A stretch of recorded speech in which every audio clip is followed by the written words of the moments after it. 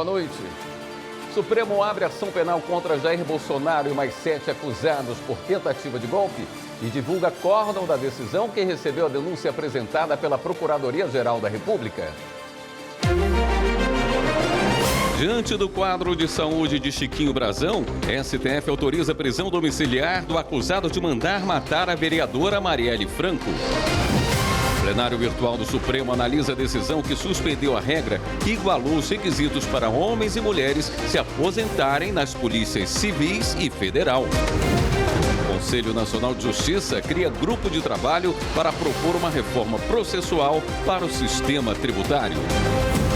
O Superior Tribunal de Justiça mantém suspensão de conta de jogador do Free Fire por obter vantagem devida. E ainda, projeto de ressocialização do Tribunal de Justiça do Ceará leva a autoestima e capacitação a mulheres que deixam o sistema prisional. O Jornal da Justiça desta sexta-feira, 11 de abril, começa agora.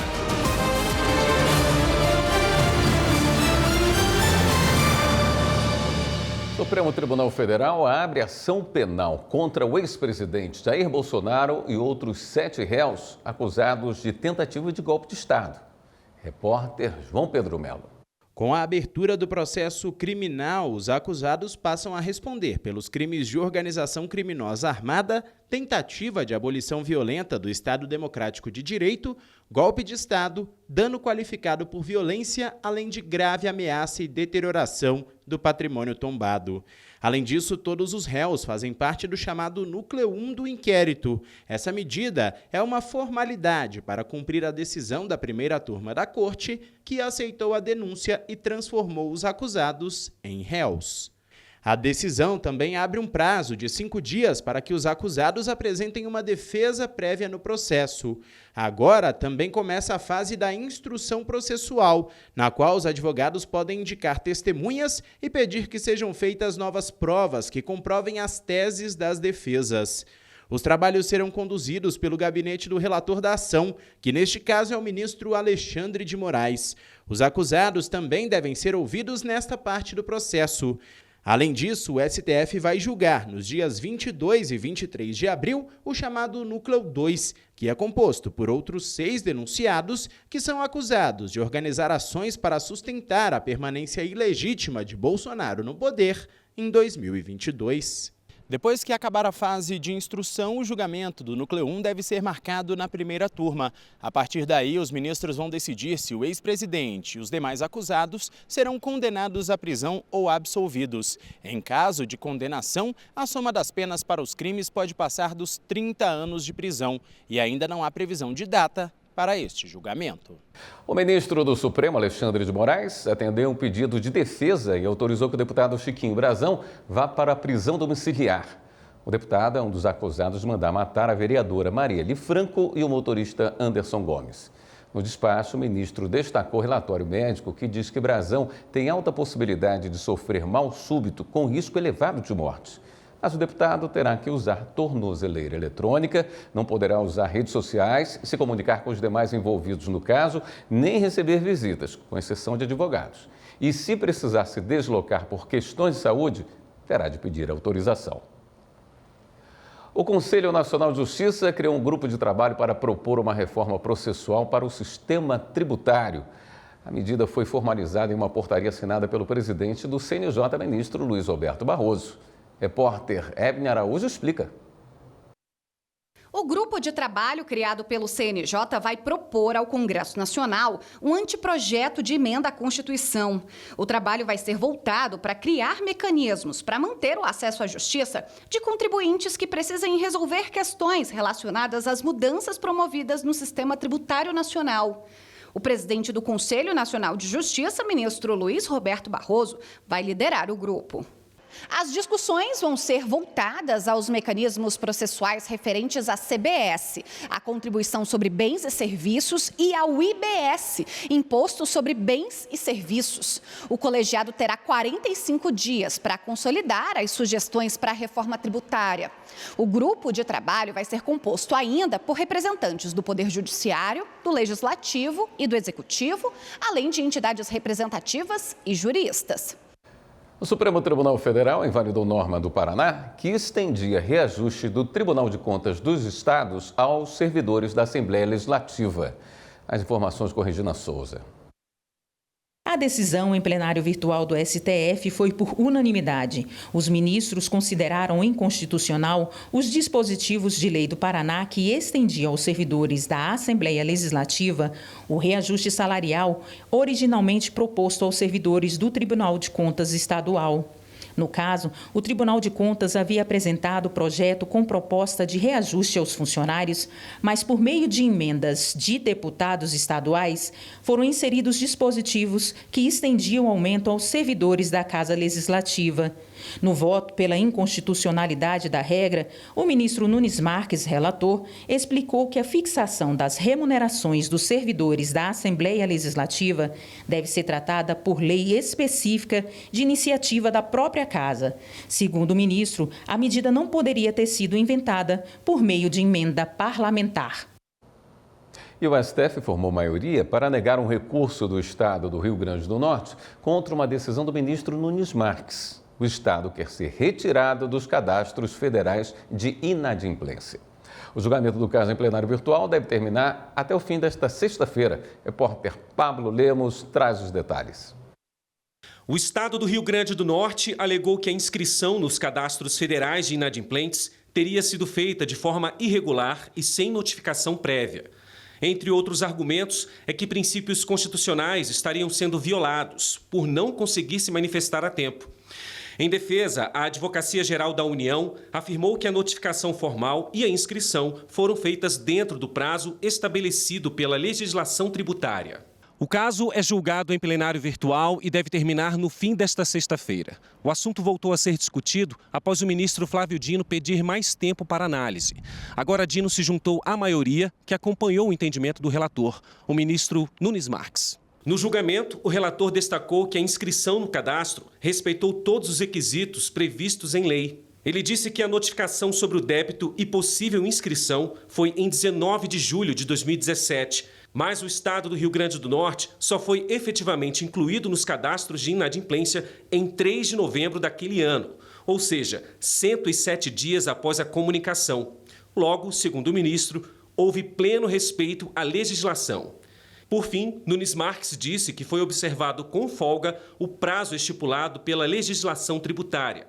Até o fim da tarde desta sexta-feira, o voto dele foi acompanhado pela ministra Carmen Lúcia e os ministros Alexandre de Moraes, Flávio Dino, Cristiano Zanin, Dias Toffoli e Edson Fachin. Também em sessão virtual, o plenário começou a analisar hoje uma decisão provisória do ministro Flávio Dino, que suspendeu parte da reforma da Previdência de 2019. A norma igualou os requisitos exigidos de homens e mulheres para aposentadoria nas polícias civis e federal. Repórter Carolina Chaves tem mais informações. O ministro Flávio Dino atendeu ao pedido da Associação dos Delegados de Polícia do Brasil e suspendeu a norma. A ADEPOL alegou que o critério de mesmo tempo e mesma idade mínima de 55 anos para aposentadoria de homens e mulheres das polícias civis e federal é inconstitucional por violar princípios da dignidade humana, vedação do retrocesso social e direitos fundamentais. Até 2019, a regra para a aposentadoria de policiais civis e federais exigia dos homens idade mínima de 55 anos e 30 anos de contribuição, sendo pelo menos 20 como policial. Para as mulheres, idade mínima de 52 anos, 25 de contribuição, sendo 15 no cargo. A reforma da Previdência igualou os requisitos, exigindo 55 anos de idade mínima, 30 de contribuição e 25 anos no cargo de policial. A liminar foi concedida em outubro do ano passado. O ministro Flávio Dino justificou que a decisão provisória foi necessária porque a mudança que iguala as condições de aposentadoria de homens e mulheres pode causar dano irreparável ou de difícil reparação. Dino lembrou que o STF já consolidou o entendimento de que a Constituição autoriza a adoção de medidas voltadas à proteção das mulheres, porque levou em consideração a histórica exclusão da mulher no mercado regular de trabalho e impôs ao Estado a obrigação de implantar políticas públicas de natureza protetora no âmbito do direito do trabalho. além da menor resistência física da mulher e do componente social, pelo fato de ser comum o acúmulo pela mulher de atividades no lar e no ambiente de trabalho. O ministro Flávio Dino determinou que o Congresso Nacional corrija a inconstitucionalidade com norma mais adequada. Até que uma nova regra seja elaborada pelos parlamentares, deve ser aplicada por simetria a regra geral de 3 anos de redução de todos os prazos para as mulheres policiais, civis e federais. O julgamento no plenário virtual começou nesta sexta-feira e vai até o próximo dia 24. O Superior Tribunal de Justiça definiu que pensionista de militar não tem direito adquirido ao regime jurídico de assistência médica das Forças Armadas. Repórter Jéssica Castro. O regime jurídico relativo à assistência médico-hospitalar própria das Forças Armadas é um benefício condicional de natureza não previdenciária, diferente da pensão por morte e não vinculado a ela. E no julgamento do tema 1080 dos recursos repetitivos, os ministros da primeira sessão do STJ entenderam que os pensionistas ou dependentes de militares falecidos não têm direito adquirido a este regime. No julgamento, os ministros consideraram também que a administração militar tem o poder-dever de fiscalizar e verificar periodicamente a manutenção dos requisitos à assistência médico-hospitalar, respeitado o devido processo legal, e que não se aplica o prazo decadencial da lei que regula o processo administrativo no âmbito da administração pública federal por contrariar a legislação e afrontar diretamente os princípios da legalidade, moralidade, eficiência e da probidade administrativa. O relator do caso, o ministro Afrânio Vilela, explicou que o sistema de saúde das Forças Armadas é de caráter não previdenciário, custeado parcialmente pelos militares. O relator seguiu o voto do ministro Francisco Falcão, no sentido de que o caráter não previdenciário dessa assistência afasta as premissas de vitaliciedade e do direito adquirido. Seguindo esse entendimento, a primeira sessão considerou que a assistência médico-hospitalar está condicionada à manutenção de alguns requisitos, como, por exemplo, viver sob o mesmo teto e ter sido declarado como dependente pelo militar, e não ao recebimento de pensão por morte, o que afasta qualquer vínculo entre a assistência e o benefício de pensão. A seguir, Justiça de São Paulo aumentou a indenização por danos morais a uma cliente que foi picada por escorpião dentro de um supermercado. E o CNJ elabora o primeiro plano de recuperação de desastres para evitar a perda de dados de sistemas de computadores. Voltamos em instantes.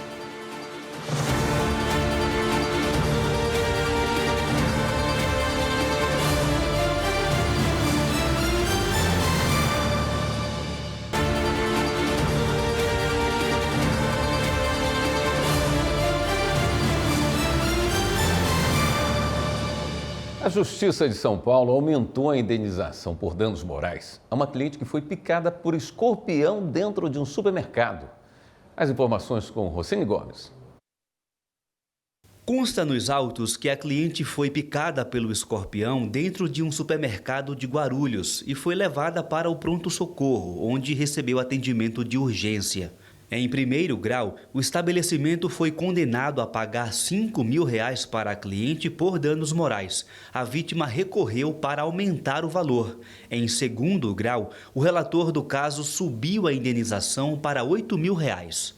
Segundo o magistrado, o valor servirá para compensar a autora pelo abalo psíquico e físico causado pela situação, bem como cumprirá sua função punitiva pedagógica, visto que a ré não garantiu a segurança que os consumidores dela esperavam, mas também sem diminuir o sofrimento da vítima, nem implicar em enriquecimento ilícito. A 20ª Câmara Civil do Tribunal de Justiça de Minas Gerais modificou a decisão da comarca de Contagem, na Grande BH, e condenou um influenciador digital a indenizar em R$15 mil uma farmácia de manipulação por danos morais. O profissional, que tem 1 milhão de seguidores, era contratado pela empresa para divulgar os produtos pelas redes sociais. Acompanhe na narração de Flávia Alvarenga. De acordo com os autos, após a empresa reclamar que o influenciador não estava cumprindo o contrato e avisar que suspenderia o pagamento, ele publicou para seus seguidores que a farmácia estava exigindo a divulgação de produtos que ele não conhecia. A postagem gerou mais de 1.500 comentários negativos sobre a imagem da farmácia. Na primeira instância, o influenciador foi isentado de indenizar a farmácia. A empresa recorreu. Em segundo grau, a relatora do caso modificou a decisão e condenou o influencer.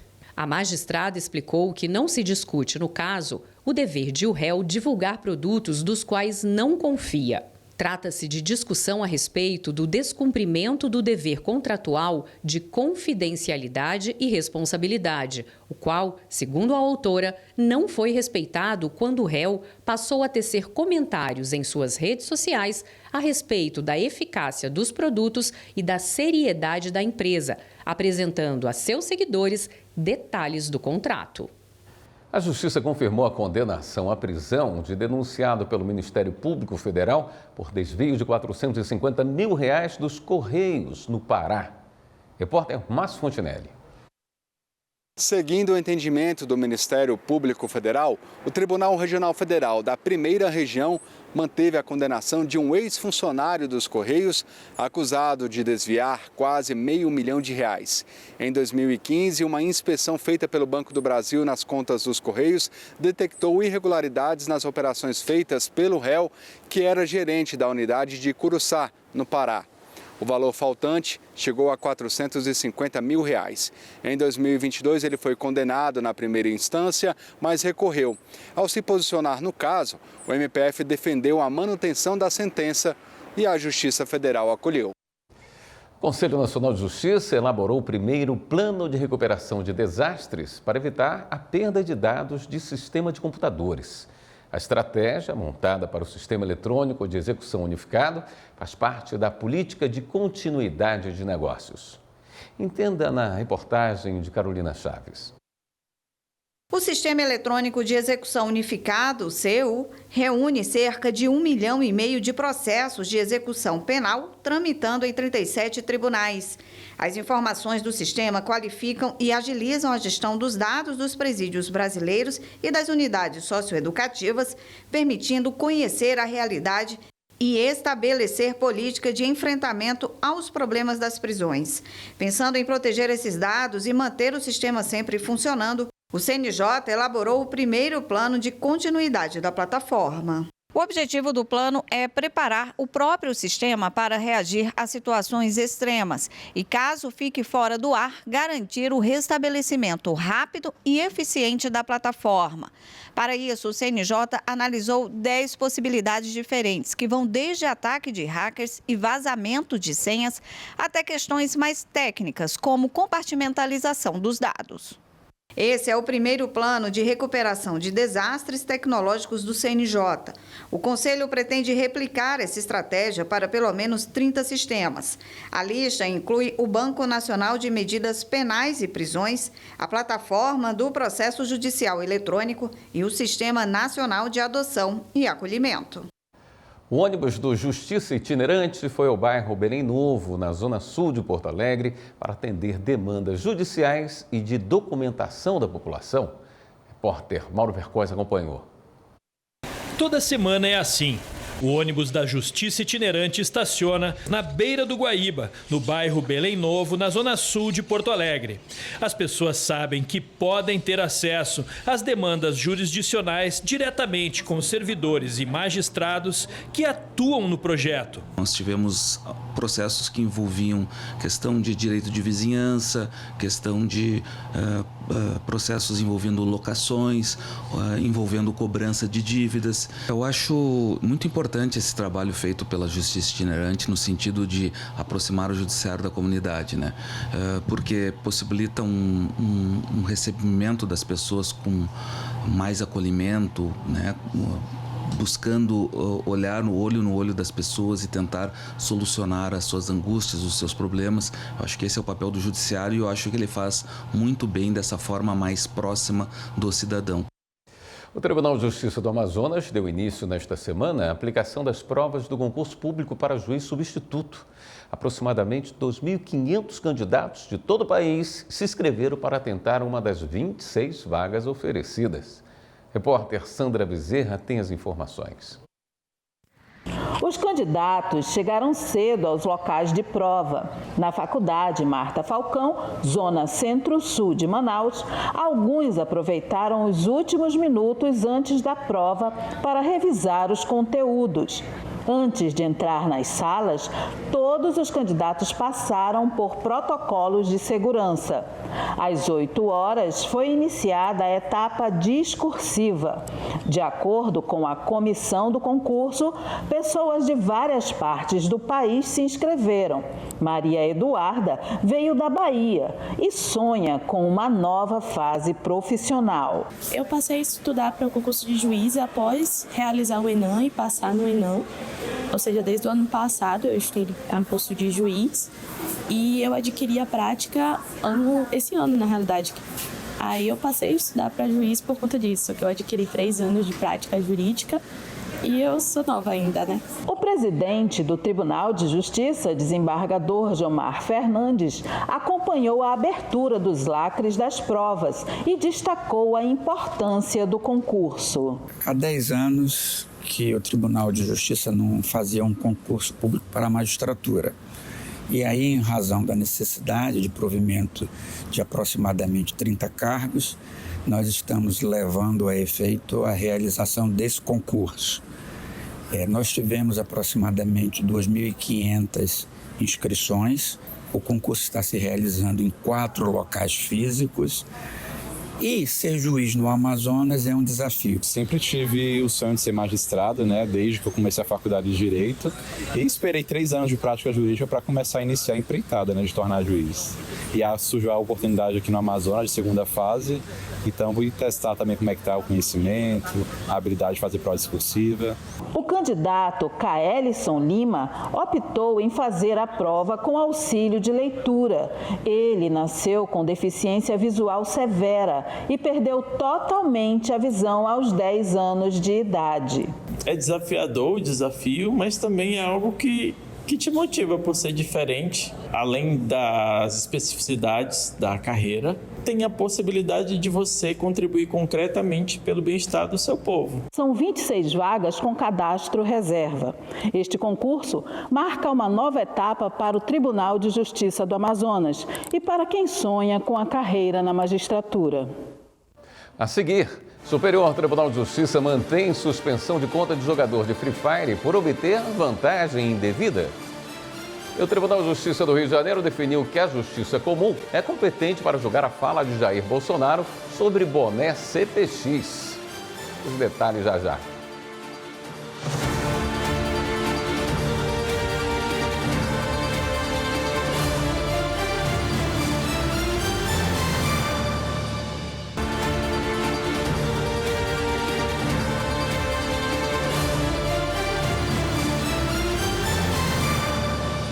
O Tribunal de Justiça do Rio de Janeiro definiu que a Justiça Comum é competente para julgar fala de Jair Bolsonaro sobre boné CPX.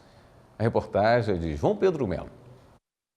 A decisão foi unânime. O autor da ação afirma que se sentiu ofendido por declarações de Jair Bolsonaro em um vídeo publicado nas redes sociais, no qual o então candidato à presidência associa a sigla CPX, estampada em bonés, com a atuação de milícias e traficantes. Com isso, o desembargador Rogério de Oliveira Souza decidiu que a Justiça Comum Estadual é competente para analisar a ação de indenização por danos morais, reformando a decisão que negou a competência, destacando que a análise caberia à Justiça Eleitoral. A sigla é amplamente usada por moradores para se referir a complexo, que também é um termo comum para a referência de conjuntos de comunidades e favelas. A Corte entendeu que mesmo que as declarações tenham sido feitas em um contexto de propaganda eleitoral, a ação é cível, já que trata de um dano moral e não envolve a análise de regularidade ou até do processo eleitoral em si. O autor da ação é morador da região e sustenta que o uso depreciativo da sigla causa dano à honra dele e de outros que vivem no local. O voto do relator diferencia as esferas penal e civil, destacando precedentes do Superior Tribunal de Justiça e do TSE, apontando que mesmo que os fatos tenham ocorrido no contexto de uma disputa eleitoral, se o objetivo da ação for a reparação de dano moral, sem haver discussão sobre o processo eleitoral em si, a competência para julgar o caso é do juízo cível comum. Diante disso, o colegiado determinou então o retorno do processo à 5ª Vara Cível da região de Leopoldina, para que a ação continue na esfera cível estadual, que vai julgar o mérito da questão. O Superior Tribunal de Justiça manteve a suspensão de conta de jogador do Free Fire por obter vantagem indevida. Jafer Araújo.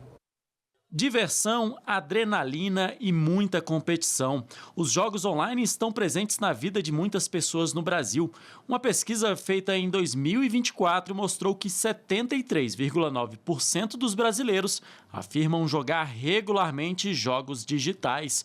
Mas nem todos seguem as regras impostas pelas plataformas e acabam usando os chamados hacks, que são trapaças para ganhar vantagens. O gamer William Aquino conta como isso atrapalha a experiência dos jogadores honestos. Trapaças que você pode colar a mira já no inimigo, trapaças que aumentam o seu dano e também diminui o dano que você toma. E o principal deles, ver através da parede.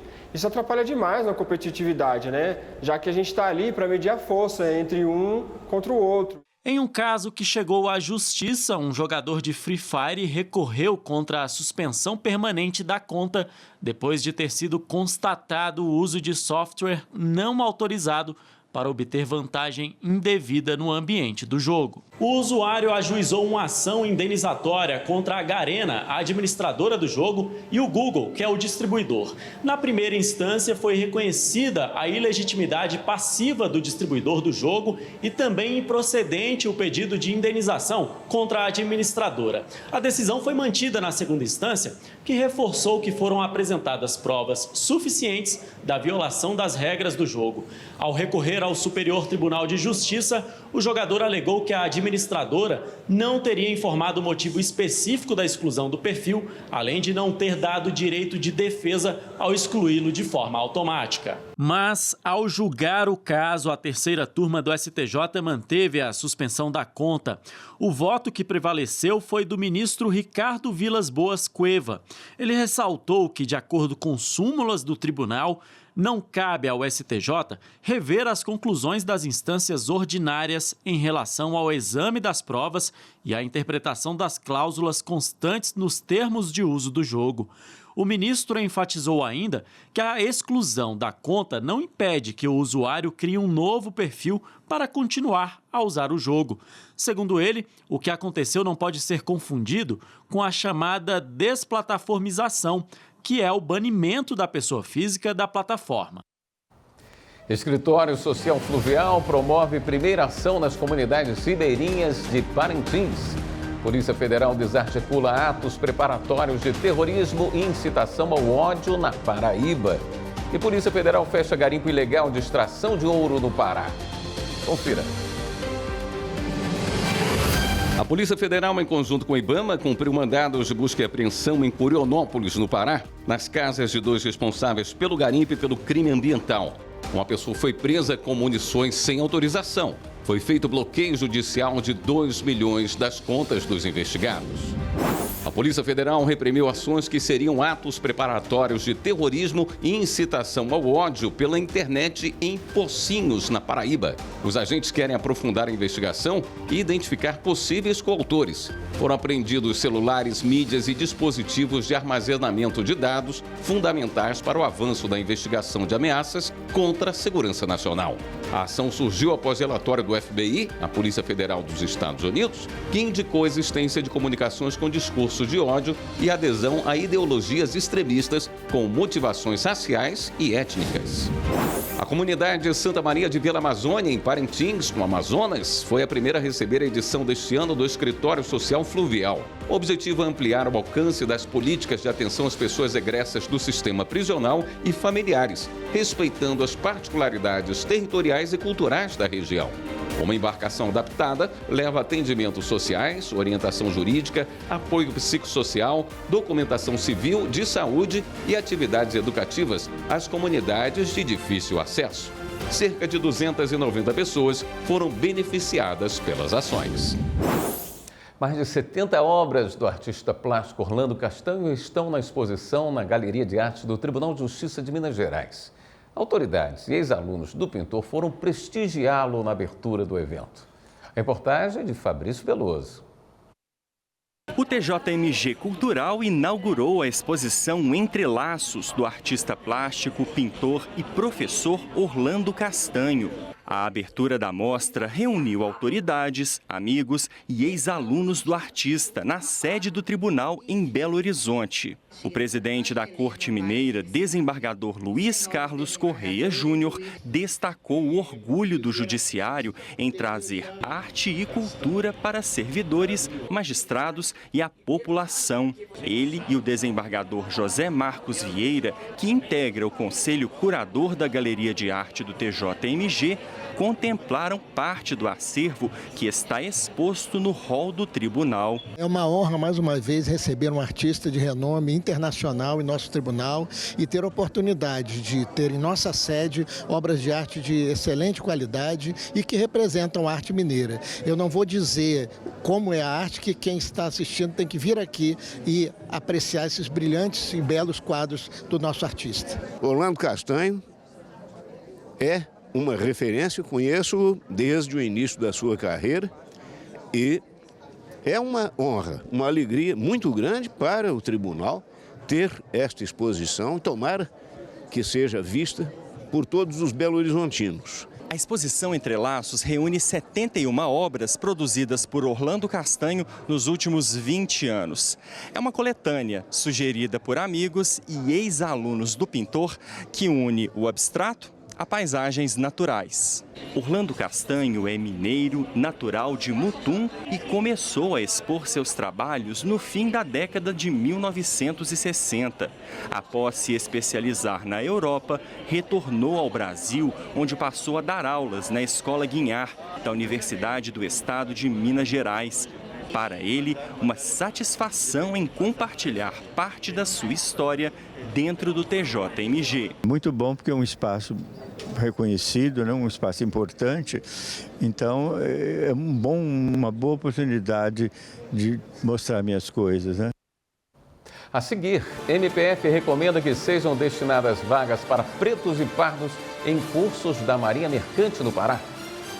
E veja também, projeto de ressocialização do Tribunal de Justiça do Ceará leva a autoestima e capacitação a mulheres que deixam o sistema prisional.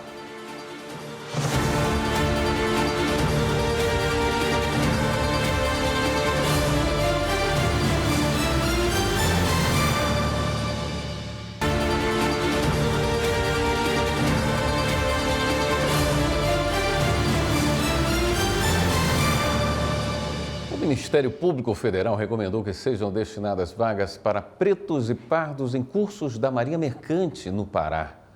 As informações com Márcio Fontinelli. A Marinha recebeu do Ministério Público Federal uma recomendação para que sejam garantidas cotas para negros e pardos nos cursos oferecidos pelo Centro de Instrução Almirante Brás de Aguiar, em Belém, no Pará. O MPF já questionou a direção do Instituto sobre a iniciativa, mas teve como resposta que os cursos são particulares, sem seleção pública. Entretanto, os procuradores que assinam a recomendação defendem que a Marinha é órgão público, portanto, tem a obrigação de seguir as leis e a Constituição. O prazo para a resposta em relação ao pedido do MPF é de 15 dias. Se nada for feito, pode ser aberta uma ação judicial. No Ceará, um dos projetos de ressocialização do Tribunal de Justiça leva autoestima e capacitação a mulheres egressas do sistema prisional. A ação inclui o método de renda Tenerife, um estilo de renda de agulha. Os valores arrecadados com a venda dos produtos são destinados às mulheres. Repórter Fernanda Aires mostra agora. A lei ganhou um grande aliado no Ceará, o programa Tempo de Justiça Mulher. O objetivo é julgar os processos no menor tempo possível. Nós observamos assim que houve um êxito muito grande ano passado. Nós obtivemos uma rapidez muito grande. Houve feminicídio que em menos de 3 meses já estava sendo levado a julgamento. Recomeçar exige coragem e também apoio. E essa é uma das prioridades do Tribunal de Justiça do Ceará. Proteger mulheres não é só uma ação, é um compromisso diário. Isso significa mais investimento, mais acolhimento e mais caminhos abertos para romper o ciclo da violência. Por isso, além dos juizados da mulher, há a Ouvidoria da Mulher, a Central de Atendimento Judicial, CAGE Mulher, o Proteção na Medida e a Central de Monitoramento das Medidas Protetivas, entre outros projetos. Nós entramos em contato com essas mulheres, vemos se a medida foi deferida, se a medida foi cumprida, se o agressor está intimado, se ele está cumprindo com as proibições ou se ele está em descumprimento, se há necessidade de intervenção, seja da polícia ou de qualquer outro órgão que compõe a rede de enfrentamento à violência e se há ainda a necessidade de manutenção dessa medida protetiva. Então, nós pensamos em capacitar as mulheres. Para isso, queremos reunir os setores de indústria, comércio, para que ofereçam empregos para as mulheres e capacitação. O SEBRAE será um dos parceiros que nós chamaremos. Cada empresa que oferecer um emprego a uma mulher vítima de violência, ele vai receber o selo de amigo do Tribunal de Justiça e da Mulher. Na recente inauguração da Unidade Avançada de Atendimento da Justiça Federal em Guaxupé, o TRF6 não apenas aproximou a justiça da população, mas também revelou a rica história econômica e cultural dessa cidade mineira. Vamos conhecer um pouco mais sobre esse importante município do sudoeste de Minas Gerais com a repórter Vera Carpes. No sudoeste de Minas Gerais, Guaxupé carrega a tradição e a força do café. Desde o século XIX, o cultivo do grão impulsiona a economia, atrai investimentos e moderniza a região. O município também preserva seu patrimônio histórico e cultural, com restaurações de prédios marcantes, como o museu, o Teatro Municipal e a sede da Prefeitura.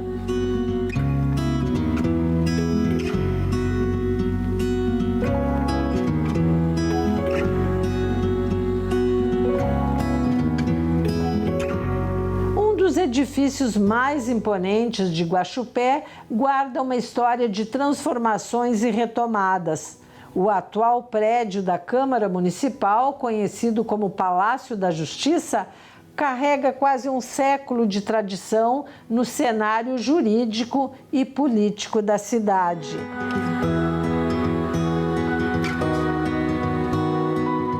Ele foi inaugurado em 1928 para ser o fórum, que funcionava antigamente onde era o presídio. O presídio e o fórum funcionavam no mesmo lugar e, pela importância da cidade, passou a ser uma comarca, né, logo no começo do século, e edificaram esse prédio já para ser o fórum de Guaxupé. Mesmo depois de mais de uma década sem sediar o fórum, o Palácio da Justiça continua no imaginário popular como referência do judiciário na cidade. E um detalhe curioso reforça essa conexão histórica. Nós temos umas palmeiras imperiais aqui, que ultrapassam 40 metros na porta. E popularmente as pessoas viam ali, não sabiam que era palmeira, o que era, chamavam de coqueiro. Então, geralmente, quando a outra queria intimidar, se você for por aí, eu vou te levar nos coqueiros, eu vou te processar. Isso aí ficou popularmente conhecido. O antigo prédio do Banco do Brasil foi totalmente restaurado e aqui será instalada uma biblioteca. O que foi mantido do prédio original? Além da fachada, a prefeitura teve o cuidado de restaurar todo o teto, o piso e o balcão. Vários itens do prédio original foram mantidos. A restauração faz parte de um esforço contínuo da Prefeitura de Guaxupé para preservar o patrimônio histórico e cultural do município. Esse prédio, que foi primeiramente uma agência do Banco do Brasil, uma das primeiras agências do Banco do Brasil no estado de Minas Gerais, veio para a cidade de Guaxupé para dar suporte financeiro aos cafeicultores. A relação entre o café e a história da cidade é marcante. Sim, a história do café é muito ligada à história de Guaxupé, começa a produzir o café de forma comercial aqui na cidade por volta de 1875 e na década de 20 a gente tem o auge da produção de café. Além do café, a produção de leite e seus derivados também impulsiona a economia de Guaxupé. A Fazenda Bela Vista, com produção diária de 90 mil litros, já expandiu sua distribuição para além das divisas de Minas Gerais. Hoje nós estamos já em 20 estados do Brasil, entregamos em torno de 200 cidades que a gente visita quase diariamente para fazer a entrega de todos os produtos nossos, que é a parte de leite e dos derivados. Guaxupé segue firme em sua vocação, preservar a história e impulsionar o futuro, seja pelo café, pelo leite ou pela cultura que molda sua identidade. E isso tem esse envolvimento e esse interesse da Justiça Federal de conhecer justamente a região, porque a Justiça Federal vai julgar realmente esses processos de acordo com essa realidade local de uma economia cafeeira, agrícola e também do leite, dessa produção leiteira. E é um aprendizado a cada dia nessa diversidade, grandiosidade que é a região mineira, que é Minas Gerais. Esta edição do Jornal da Justiça fica por aqui. Uma boa noite, um excelente fim de semana para você.